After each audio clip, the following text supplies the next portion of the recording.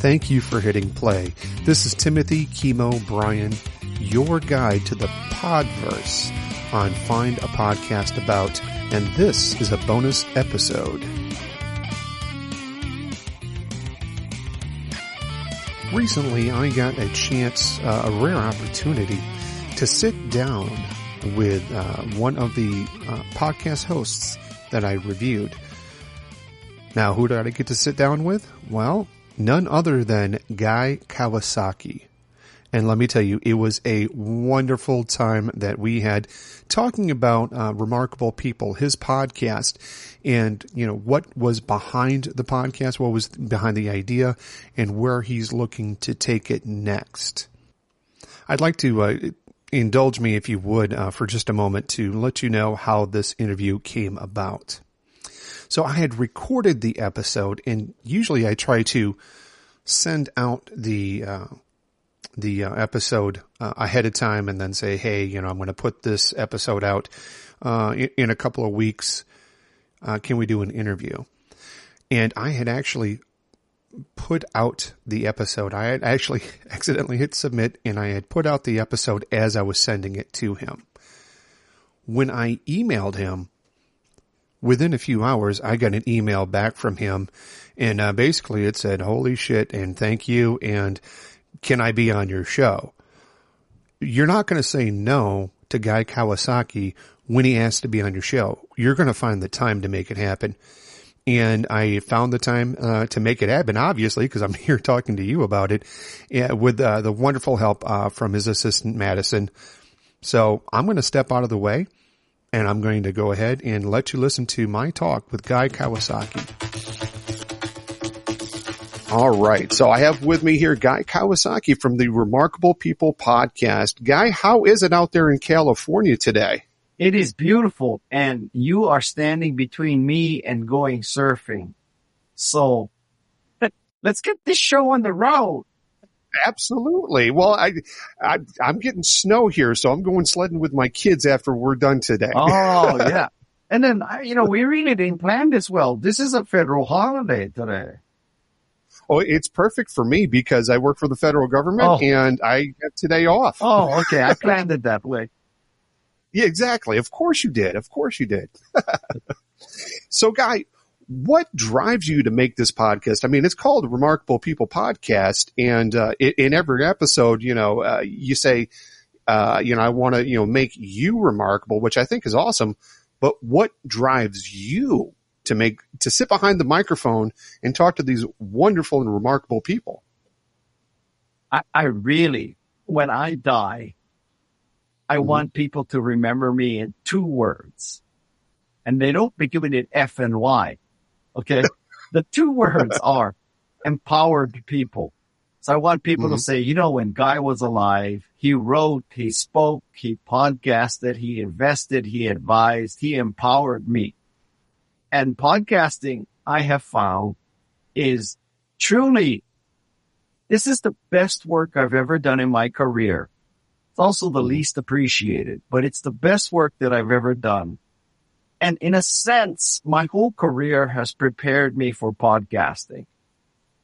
And my podcast had a sponsor for the first year and a half or so, but ever since then, revenues are zero. And I haven't really tried to find sponsors or advertisers because, whenever you get into a discussion with them, let's say I get 25,000 downloads per episode.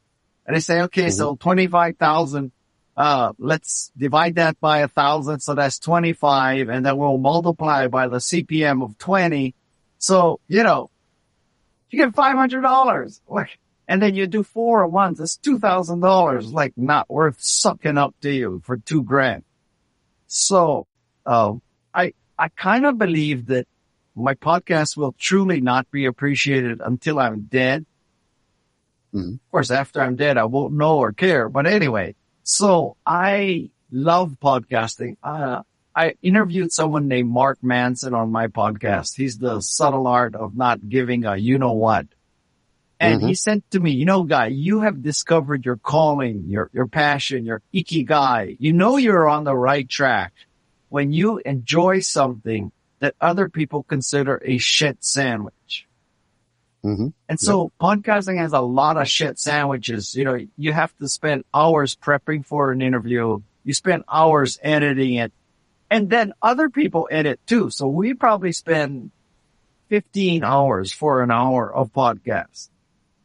And, you know, I know people who say, you know, Guy, my theory is you turn on record and you play it as it is. And we don't do that at all. And that's a good way to say right there, because we take out all the ums and uhs and filler words. And when people like go down a path and then they come back up and they, you know, say, yeah, well, working for Steve Jobs, wow, let me think about it. Oh yeah, it was the hardest task in my life. All I really care about is it was the hardest task in my life. I don't care about all the shit that came before it. So it involves a lot of work. And I look at podcasting in terms of a Venn diagram. So on this Venn diagram, the first circle is, do you have access to people worth recording? And luckily I do, because of my Macintosh past. So lots of people know me from my Macintosh past. That's how you get to a Jane Goodall, believe it or not. And then, so you have that circle. And then you have to have enough life experience to ask good questions of Jane Goodall or Stacey Abrams or Steve Wozniak or Stephen Wolfram. I would make the case, if you're 22 years old, you probably don't know what to ask yet. True. And then the third circle is you got to have the balls to ask the tough questions. And so if you drew those three circles, think I'm in the unison, that in the middle. There are not too many people in there. And I really spent a long time trying to create questions that have never been asked before. And one of the things that makes me the happiest is when one of my guests say, you know, Guy, no one has ever asked me that before. And that is a very good question. That just makes my day. That simple things make me happy. That makes me very happy. Every time I have that happen to me, I ring a bell. I'm just, you know, that's the goal of the interview, is to go, have you guys go, you know what? No, that's a great question. No one's ever asked me that before. And I'm just like, successful interview. Let's hit publish and put it away. You could stop it right there. Yeah. You know, I try to ask questions that not only has no one ever asked before, but it shows that I truly have done research. And it's not just me. It's someone who helps me with the research. We do hours of research, and usually I'm interviewing an author. So I at least read one book, the book that's about to come out. And so it is a lot of work. But yeah, when they say that, that is a very satisfying thing. It makes it worthwhile for sure. With all these remarkable people that you do get the opportunity to talk to, how do you determine if a person is remarkable or not? Because you've got over 200 episodes, and I've noticed that, you know, you haven't interviewed some people. I'll put his name out there. You haven't interviewed Donald Trump yet, as far as I know. By what tests do you think Donald Trump is remarkable? Because he doesn't pass any of my tests. So, you know, the name of the podcast and the name of the book is Think Remarkable, not Think Rich, not Think Famous. It's Think Remarkable. And so for me, remarkability is about the difference that you've made in the world. Now, you don't have to be Jane Goodall, or you don't have to be Steve Wozniak to be on Think Remarkable. It's a matter of making the difference. It can be to one classroom. It could be to one kid. It could be to one spouse. It could also be to yourself, that you just made a huge difference. You set an example for society. So guess what? I have had no hedge fund managers on my podcast, no private equity. I don't think I've had any professional VCs. On the other hand, I've had many convicted felons, homeless people, you know, people that you would not have heard of. And I delight in that. You know, of course, you know, if you can get a Jane Goodall or a Stacey Abrams or Michelle Obama or, somebody like that. Of course you take them. And don't get me wrong. Once you get them, everything else is easy because nobody turns you down when you say, would you like to be on my podcast? Because I'm often asked that question. And the first thing I ask is, well, who else has been on? And if they say Jane Goodall, Stacey Abrams, Steve Wozniak, Stephen Wolfram, Angela Duckworth, Katie Milkman, Bob Cialdini, David Ocker, like, where do I sign up? Let's record right now. Let's just do this. Yep. So and I'll tell you that right now we get about 10 requests a day to be on the podcast that we turn down. And many of them, this is a little bit of a hyperbole, but many of them are, the pitch goes like this. Get ready to laugh. Okay. All right. The pitch, either from Joe or Joe Blow's PR firm, but anyway, the pitch goes along the lines of Joe Blow is 22 years old and he has a lot to add to your podcast. We think he would fit right in with the other episodes that I've enjoyed with Jane Goodall and Stacey Abrams and Stephen Wolfram and MacArthur Fellows and Nobel Prize winners. And he has created a 7-digit executive coaching business. And he has just written what's destined to be a bestseller. It's called The Blow Wing, published by Blow Press, written by Joe Blow. And I swear to God, every time that happens, I think, Guy, this is a trick. This is somebody who's doing a survey of podcasters to see who responds. Who tells you, what the hell are you thinking? Why'd you even bother me? Who reacts really negatively and who shows graciousness and tells us no and answers in a professional manner. So because I believe that test could be happening, Madison answers for me. Because if it was up to me, I'll say, how is Joe Blow related to Jane Goodall? Okay. What's the connect? On what scale are they equals? Right. Exactly. I get that all the time. And the thing that I love is, because I always say my name in my show, and I get the, hello, create our podcast or find a podcast about. And I'm like, really? Come on. You didn't listen to a episode. Right. And, with this show, it's all about, showing people binge-worthy podcast stuff that, they're going to want to listen to because it's so, I don't want to say it's difficult to find a good podcast because there's 4 million out there. It's difficult to find a good podcast for what you're interested in, for what you want to listen to. And that's what I do to try to help folks out, with stuff that I'm excited about. It's just a service I provide. I'm not making, Joe Rogan money doing it either, Well, neither am I, if that makes you feel better. It makes me feel great. It makes me feel great. But I have to say, when I saw your selection of my podcast, that made more than my day. It made a week or a month, because it shows that somebody recognizes my effort and someone who, I'm not related to or doesn't owe me money. And, I don't know. It's not like we were BFFs before. So, you write me a blurb, I'll write you a blurb. This came out of nowhere for me. And I said, oh, this guy obviously looks at a lot of podcasts and he selected you guys. So you must be doing something right. So that just, I think between the time you sent me the email and I responded was like 2 minutes, right? I mean, I was just so happy. Well, I got the response back and I was like, the subject matter is holy shit. And I'm like, what did I do wrong? God, sue me. Oh, damn it. My 20-year career in podcasting gone.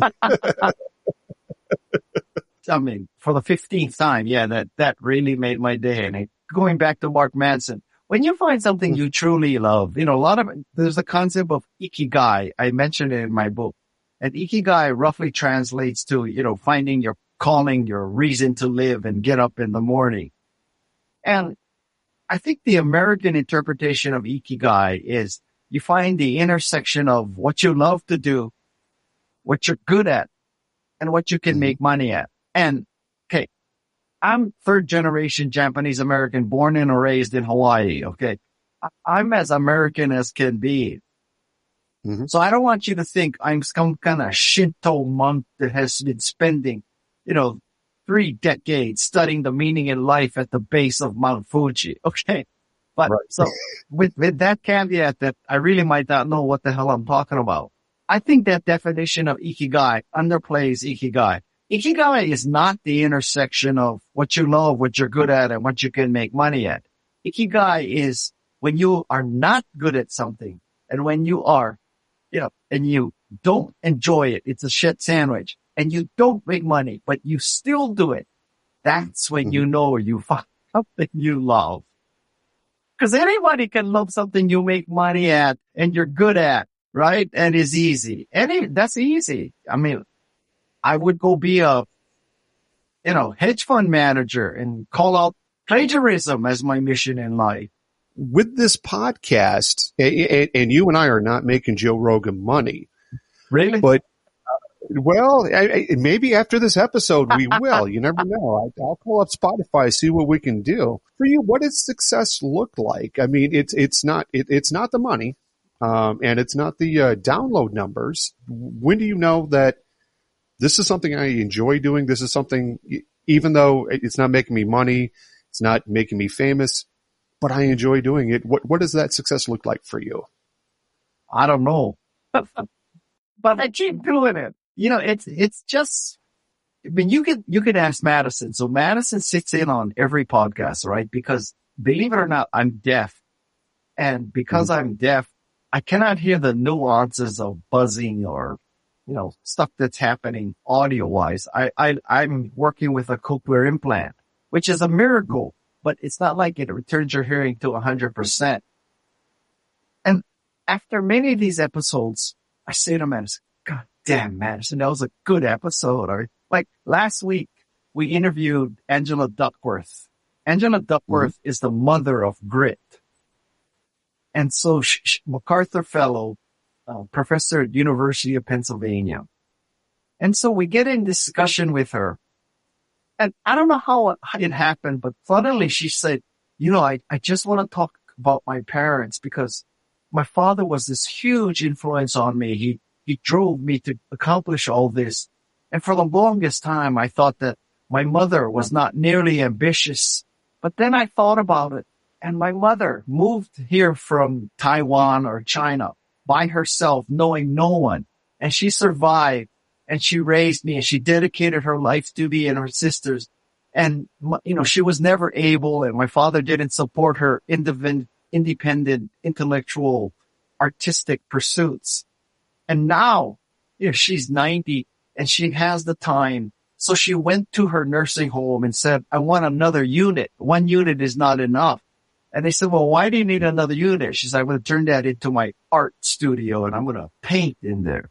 And she said, and now at the end of her life, I have truly realized how ambitious and artistic and just remarkable my mother is that I just did not understand that.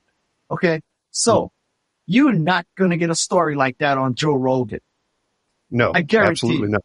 I mean, even if you listen to all 4 hours, you will not hear a story like that. So this is Angela Duckworth, MacArthur Fellow, talking about the discovery of how remarkable her mother was. I think that may be one of the best stories we've heard on Remarkable People. After that, I was doing high fives with Madison that, where has she ever said this before? Nowhere. Exactly. Nowhere. Right. Yep. Well, and there you go. There's your success right there. Yeah. That's why you do it. Absolutely. Absolutely. We found your success. Fantastic. Where do you see this going in 3 to 5 years? You've been doing it since right before the pandemic started. Yeah. And we're here in 2024. 200 episodes. Right? 200 episodes, 219 and counting. I don't know. Listen, I am very fortunate.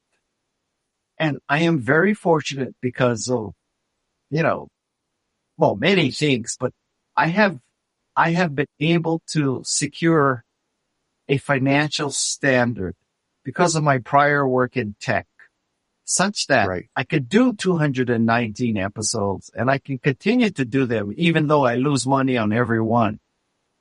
Mm-hmm. So I have explained this to people that, in Silicon Valley, some people pay $250,000 and join a country club. Some people buy art. Some people gamble. Some people do drugs. Some people have multiple mistresses. I have podcasting and surfing. Okay. On the spectrum of diversions, podcasting and surfing are pretty clean. That's just what I do. And do I foresee an end? Well, I guess I would end if I run out of remarkable people, but that doesn't seem to be happening. And I often think, if I didn't do podcasting and I didn't do surfing, what would I do all day? I would just watch Fox all day. And then what? Exactly. Yeah. What else are you going to do? Oh, then I could get on Joe Rogan. There you go. Joe, if you're listening, and I know you are, grab Guy. He can, he'll make your show fantastic. Well, who is this podcast for specifically? Like for me, I have an avatar and I actually have a picture of the person that this podcast is for all my podcasts, actually. I was lucky enough, in my previous job, that, I had somebody that was really into podcasting, really into learning about podcasts and learning about art at the same time. So I've got his picture right here. But for you, who's your avatar? Who is this for? You may find this remarkable coming from a marketer. I have no freaking clue.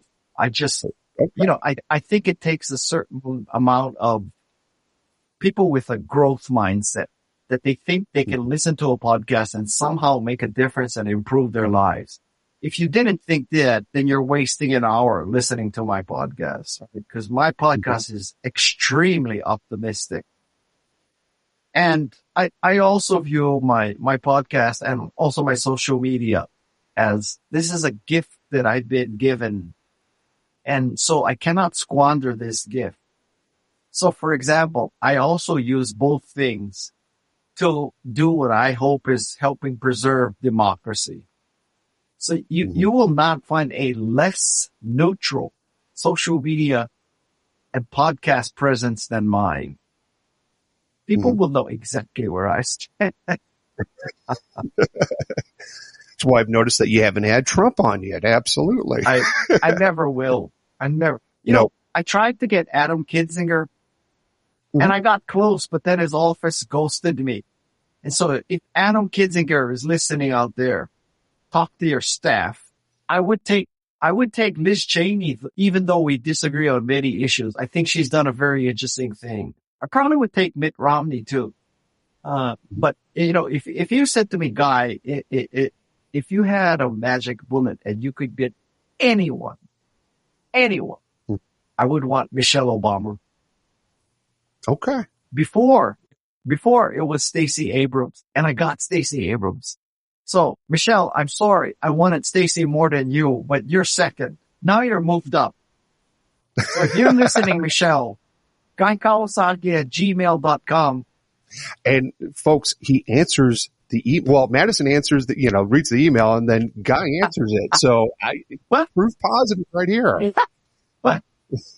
Well, folks, if you get a really heartfelt, lengthy, emotional, touching email, came from Madison. And if you got the one that I got, which was holy shit. That's me. That's me. Yeah. If this is holy shit, you made my week. How can I be on your podcast? That's me.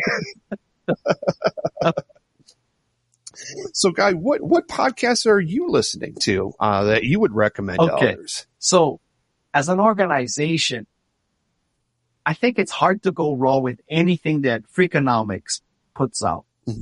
So, Stephen Dubner is great. You know, Guy Raz, how I did this or how I made this or whatever. And Angela Duckworth, this, no stupid questions.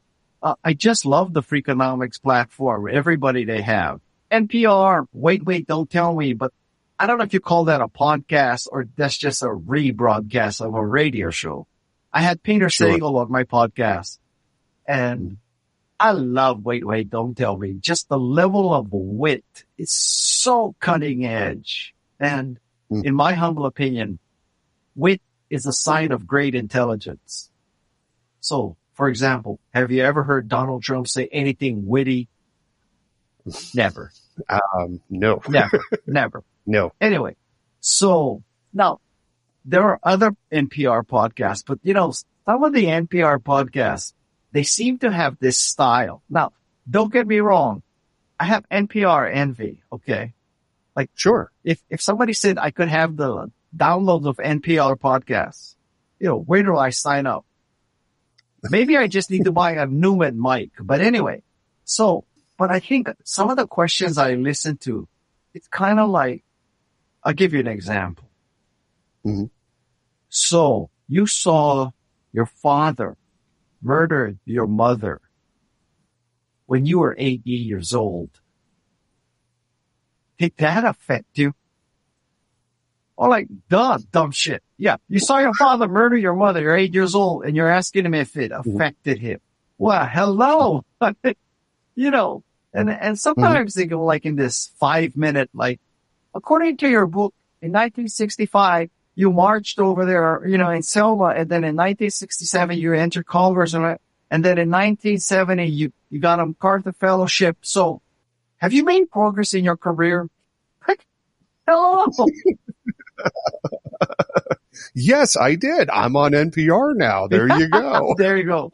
But again, with the caveat that I have NPR envy. So maybe it's just jealousy. It could be. I don't think it's the mic. I really don't think it's the microphone. Well, when you've eliminated everything else, it comes down to the mic. Exactly. Yeah. At the end of the day, it comes to the mic. But have you ever fantasized about buying a Newman mic? A little backstory here on me. I work for Customs Border Protection. That's my day job. You do? And I did. Oh yeah. Yeah. I'm one of the bad guys. Oh, wow. But we have a office of public affairs. Yeah. And I helped them start up their podcast, their internal podcast. And they have 3 Newman mics. Really? And they let me use it. And the microphone that I have right now, this is not an advertisement for them, but if they want to sponsor the show, I'll let them do that. I'm not above that. I have a RE320 by Electro Voice, and I love how this sounds with my voice. Really? Versus the Newman. The Newman sounds a little too sterile to me. Huh. This is very warm, and whenever, because I'll listen to my own show just to listen for any mistakes or anything like that. But it makes me feel like I'm sitting in front of a fire with a nice cup of coffee going. Well, that's the sound. I want to get the NPR sound, and this is a Hi-O PR40. And I just learned about a Santa Cruz company called Universal Audio. Okay. Mm-hmm. And they have these 2 mics that electronically you can simulate which mics the mic copies. So you can get a Newman mic simulator. But not pay for the Newman mic. Yeah. And it costs less than a Newman mic. And there's like one model has like 22 and the other has 36 mics you can pick from. So I thought about doing that. But then I have 2 studios. So then I'd have to get 2 of these and then I like the NF. You know what? They're going to listen to this podcast and they're going to sponsor your show and give you both of them for free. There you go. And you won't even have to mention them on your show. So, But you know, the irony, podcasters to podcasters. So I don't know about you, but I'm taking out all these filler words and lots of interviewees. They happen to do this, right? They get this a little sucking of your tongue, and we take all of those out. And I'm using this high OPR 40, which is on the scale of things relatively an expensive mic, not Newman expense, but you know, it ain't exactly just a USB mic. So anyway, right. And you know, and I know that 90% of the time, our podcast is being listened to in an internal combustion car going at a freeway where the outside noise is already 70 decibels. And we're worried about, is that a Newman or a Heil? Right? Exactly. And then I hear other podcasts. One of them I reviewed a while back. It's called The Second Half Podcast. And the guy, he uses his laptop microphone. Yeah. And he coughs through it and he snorts and takes drinks. And he makes money off of his podcast. He makes about $500 to $1,000 a month for a weekly podcast. And I'm sitting there going, I paid $300 for this microphone. What's up with that? I mean, there's a good lesson there that it's not necessarily the equipment. Yeah. Right? I mean, you could say Henri, what's his name? Henri, what's the photographer's name? Henri Cartier, not Cartier. What's the famous French photographer that only used the 50 millimeter camera? Henri Boussard or Henri. Oh, all your listeners are saying, "Guy, you're such an idiot." It's Henri. He did only black and white photographs. I think only a 50 millimeter lens or only a 35 millimeter lens. Right. So any of us have a phone today that has 200 times better camera than what he had. Oh, absolutely. Absolutely. I don't see people making books of our photograph. You never know. You know what? We'll have to test it out. We need to make the book. We need to self-publish the book. That's what we need to do. Well, mostly my book would show me eating. Well, and I'd like to lead into that. You have a book coming out here in March or April of 2024. March of 2024. Perfect. And it's all about the interviews that you've had with these remarkable people. Is there a line that we can draw with all of these interviews, like one lesson or one thing in common that they all have besides talking with you and being remarkable people? Well, actually, there's 3 lines. So line number 1 is to be remarkable, you must have the growth mindset. You have to believe you can accomplish new things, learn new things. You can go beyond where you are. The second line is grit. You need to work hard. It's not going to just drop out of the sky and all of a sudden you're remarkable because your last name is Trump.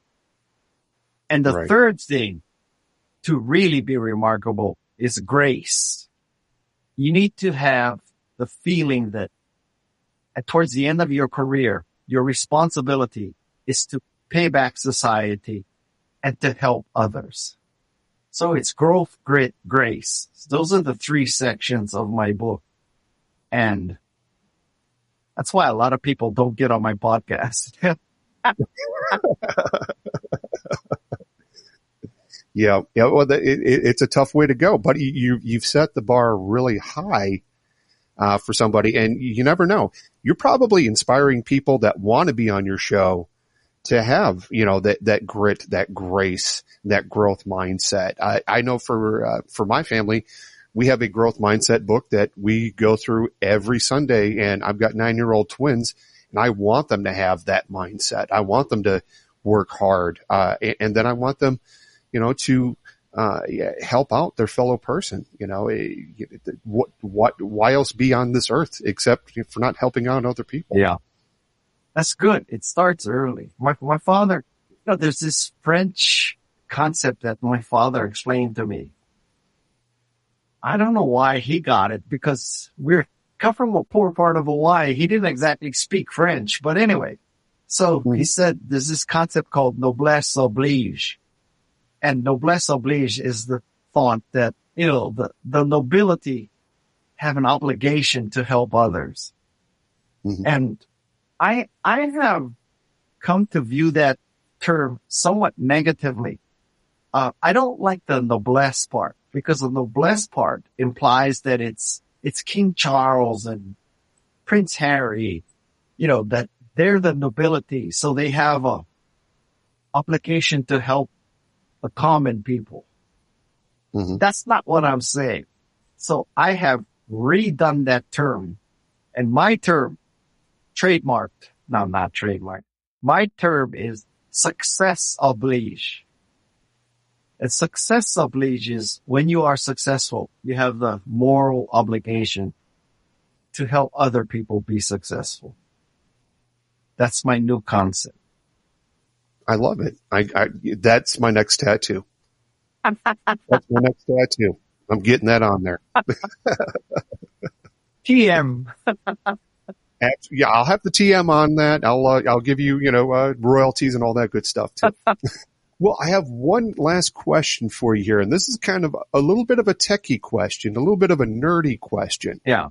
At the end of your podcast, there's always a voice at the end of it, and it always, remarkable people. Is that Seth Godin? No. No? Okay. All right. What? At the end of it, it goes, "This is remarkable people." And no, and I hear other podcasts use that, kind of thing for like smart speakers and all that to get their brand out there. Wow. Now, I don't think I've done it for a while, but when I did it, it was just a sort of play on NPR. NPR, there's the NPR. Mm-hmm. This is NPR. Yep. Right? So I was going, this is remarkable people. But I don't have a Newman, so it doesn't sound like NPR. Yeah, so this is like if you play the Beatles 78 RPM backwards, they're saying, help me get out of Britain. Help me get out of Britain. Now you're imagining something that ain't there. Okay. So it's just me, because I had an argument with my wife. I was like, he's got Seth Godin doing that. So it's actually you. So I lost the bet with my wife. Okay. You should never bet against your wife. You would think after, 11 years of marriage, I would learn that, but I'm a little thick-headed. So I just want to communicate to your listeners that, listen, my book, Think Remarkable, the whole purpose is to help you become remarkable. And let me address one issue. This is not a self-help, reposition, write white papers, make yourself considered remarkable. That's not how people become remarkable. People become remarkable because they have made a difference. And if you make a difference, you will have no choice but to be considered remarkable by many people. And I can tell you with total certainty that Jane Goodall or Steve Jobs, they didn't wake up one day and say, from now on, I'm going to figure out how to make people think I'm remarkable. Jane Goodall did her work in primatology. Steve Jobs made all these great devices. And by doing that, they became considered remarkable. That's the way you do things. So this is not that kind of self-help book where there will never be a Think Remarkable weekend seminar for $5,000. And, and the opening session is stand up and look to your right and look to your left and say to that person on your right, you can be remarkable too. Now stand and look to your left and say that to the same person and hug each other. That ain't going to happen. That's not me. This book is, and I want people to understand that the reason why you would buy this book instead of listening to 219 episodes is because 219 episodes will take you roughly 250 hours. It ain't going to take 250 hours to read this book. So it reflects the wisdom of all these people that I've interviewed, plus my 40 years in my career, because a lot of it is to be successful. You got to know what to pick and what not to pick. And this book is not a glamour, ego piece, the guy way. This book is tactical and practical. I hope it is considered in the same vein as How to Win Friends and Influence People, The Effective Executive by Peter Drucker, Influence by Bob Cialdini, If You Want to Write by Brenda Hewlett. This book is for you. It's not a, puff piece for me. And so I hope it's timeless and people will, I think the most likely people to buy it are parents who want to give it to their kids because their kids don't listen to them and they think maybe they'll listen to Guy. That's why I'm buying it, because I know my kids don't listen to me. So, and my girls wanted to come downstairs and go, how do we start, how do we learn how to surf in Virginia? Guy will know. I don't know. Get them. Go get them. We'll talk about that right now. They're in front of the TV right now. They're locked in. I know better than to tear a 9-year-old away from the TV. I just leave it. Great. Well, Guy, it's been fantastic talking with you. Thank you for taking some time with me here today. I hope you have some, good waves coming in today. I hope. And get your surfing done. Listen, and thank you. And for the 15th time, let me thank you for that honor you gave me that, you labeled my podcast such high quality. It's very meaningful when someone how many podcasts do you look at? Hundreds, right? I am personally subscribed to 150 at any time, but then I will look at about 500 a year and pick from that. And of all of those, you picked out mine as one of the best. Absolutely, without a doubt. Because, like I said in the review, if I'm feeling down, if I'm having imposter syndrome or whatever, I'm going to listen to your episode and I'm going to feel empowered.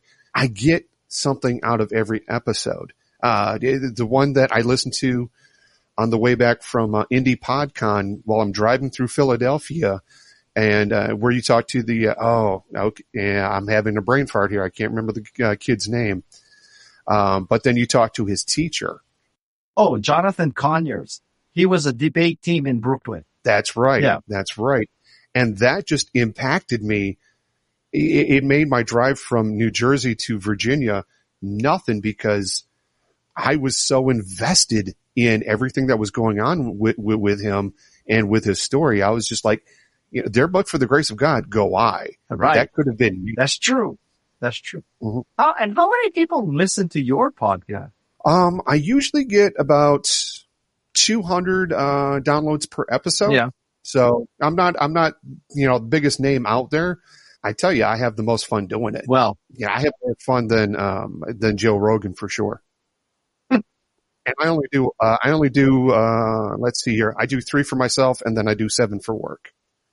7 podcasts for work? Yeah.